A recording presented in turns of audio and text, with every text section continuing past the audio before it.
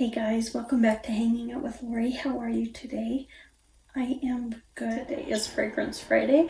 We're kind of in a different setup. So let's start with this week's Fragrance Friday. Let me tell you why I picked this fragrance. And when I went to pick the fragrance last week, I was just kind of looking at my fragrances, and for the holidays, I really love blue and silver. It is one of my favorite color combinations. And in fact, downstairs I have a table that's dedicated specifically to blue and silver. And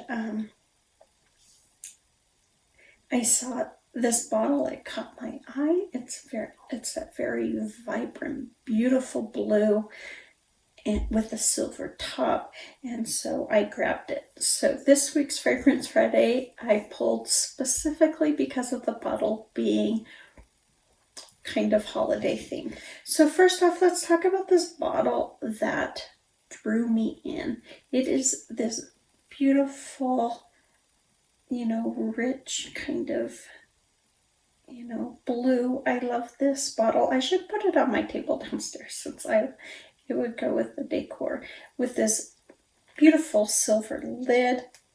The lid does feel plastic, which is unfortunate, but that, I think it is just beautiful. To spray this bottle is absolutely impossible. Maybe if I had bigger hands it would work, but look, it takes up my whole hand to hold the bottle, and then you spray it, and it kind of slips around. Now I have even a harder time in my weak hand to do it. Now last week I was hoping it would do it today. It dribbles. Literally, it dribbles down the bottom as you spray. I noticed it didn't do it there when I sprayed it. So the bottle, while exquisitely beautiful, is really impractical, especially since this is a woman's perfume and not all women have large hands. If I have what I consider an average size hand and I have a hard time spraying this, I can only imagine how hard it is for those who have smaller hands to spray this. It wasn't well planned. Now, if this was a men's fragrance, most men's hands are bigger than mine, and so they would not have a problem. Although I cannot see the shape being used for a man's fragrance. Now, I was not expecting this to have a gourmand-like scent. I remember when I first sprayed it, I kind of liked it. I got it right before Hawaii, and I didn't find it unpleasing. I found it different, but not unpleasing. This time around, however, no.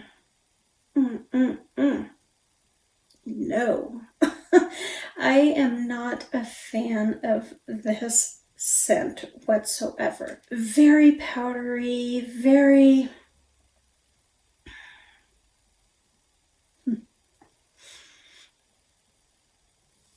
kind of thick. There's a sweetness there, but it's not like a fruity sweet, more of a floral sweet, if you will. So when I smell the beginning, I think of it as being a very deep, a very rich scent at the beginning, and it never really brightens up. It stays deep. It gets deeper. It gets richer. It gets more formidable, if you will, as it progresses through the fragrance. within like the 2-3 hour mark, it was a heavy gourmand fragrance, kind of like caramel popcorn. That's kind of how I thought of it. Now, when I was looking at the information on Romance de Provence, it is described as an intimate floral bouquet. Now, I highly disagree with that. I don't see, the intimacy part of this fragrance, because it's an extremely loud fragrance. To me, an intimate fragrance would be something that's more of a skin scent that wears closer to the skin, that only you are sharing with your partner or someone who is within your bubble space. The floral bouquet part, when I give you the notes, you will understand why they describe it as a floral bouquet, but I never get a heavy floral presence. In the middle, I get somewhat of a floral. At the beginning, I get a kind of what I described as a sweet floral, but it's not an overt floral scent to me. I truly thought this was a gourmand fragrance from First Spray. I never classified it as a floral in my mind. So let me give you the notes. So the top notes are mandarin orange, apple blossom, blackcurrant, and pear. I would never guess that.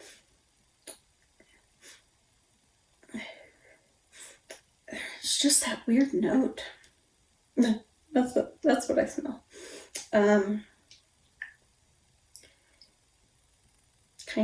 Kind of thickly, almost plum-like.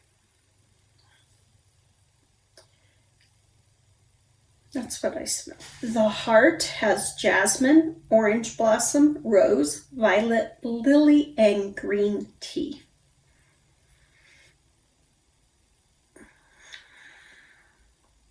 I don't get any of those notes because I don't really smell a heavy floral presence. To me, this is truly more of a gourmand scent with a hint of floral.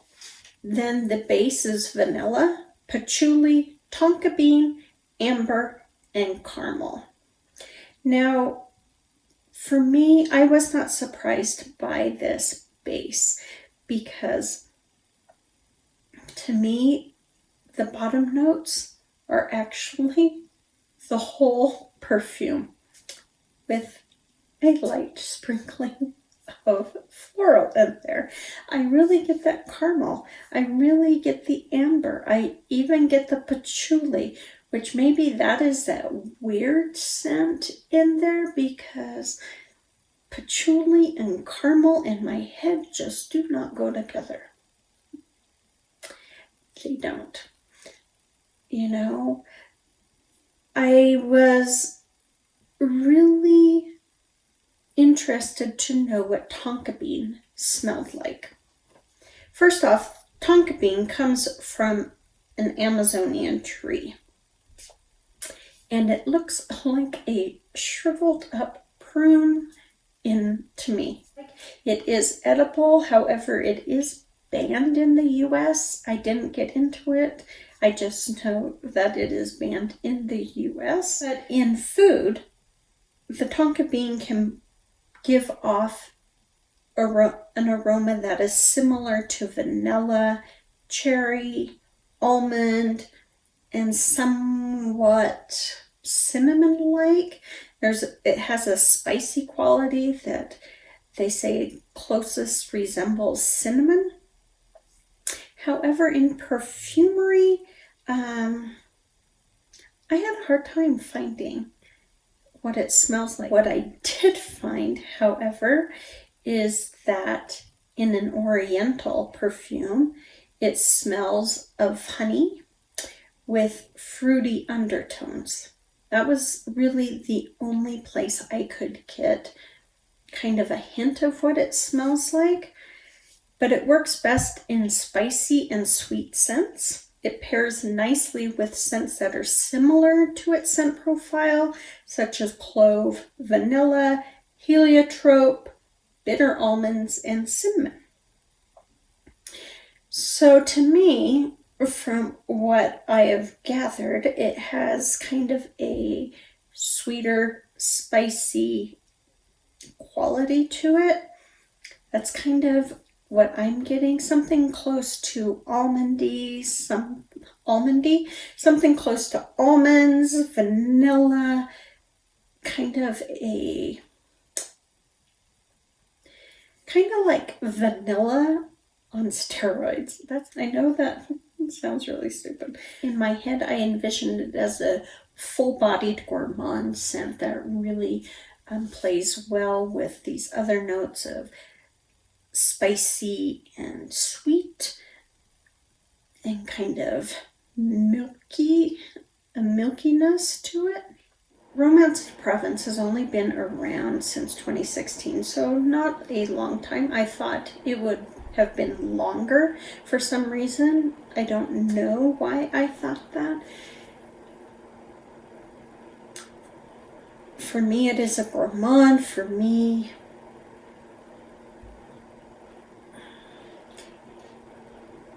it's a floral gourmand, which sounds horrid in my head, and that's probably why I don't like it.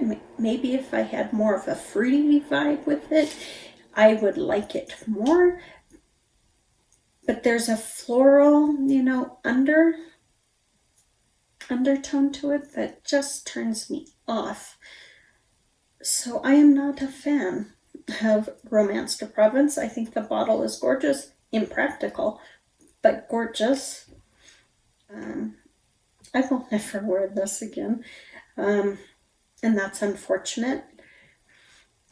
So Romance de Provence, longevity is great. 5-6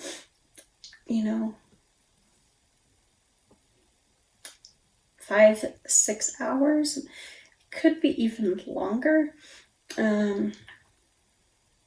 Projection is very good. I would say it's probably a room. I'm sitting in my spare room, which is probably, I don't know, a 12 by 12 room, and I would say it fills up this room. So definitely good on longevity and projection, which doesn't surprise me. It's just not my cup of tea. I'm not liking it. Just not liking it. That sickly sweet thing, I think, is my turn off. So, I don't know. That is Fragrance Friday. Kind of a downer Fragrance Friday, although the setup is cool. If you guys like this setup, this more relaxed, sit back kind of chit chat, let me know in the comments down below. Maybe Fragrance Friday could be more of a laid back video. You guys take good care of yourself, be safe, and I will see you on the next one.